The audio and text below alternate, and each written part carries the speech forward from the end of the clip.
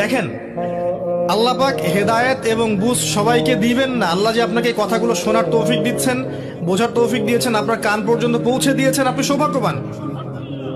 আল্লাহ পাক সবাইকে সুযোগ দিবেন না। 1999টা মানুষ জাহান্নামে যাবে, 1999টা মানুষ জাহান্নামে যাবে। এটা হাদিসে আসছে সহিহ বুখারীতে 4 বার।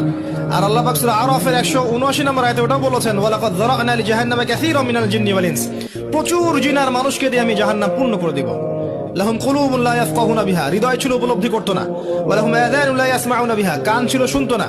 ওয়া লাহুম আ'য়ুনুন লা ইবসিরুনা বিহা, চোখ ছিল দেখতো না। উলাইকা কাল আনআম, এরা ছিল গবাদি পশুর মতো। বাল হুম আদাল, বরং তার চেয়ে নিকৃষ্ট। উলাইকা হুমুল গাফিলুন। একই ক্যালকুলেশন, 1999 জন মানুষ জাহান্নামে যাচ্ছে। তো আপনি সৌভাগ্যবান, কারণ এই কথাগুলো আপনার পর্যন্ত পৌঁছেছে।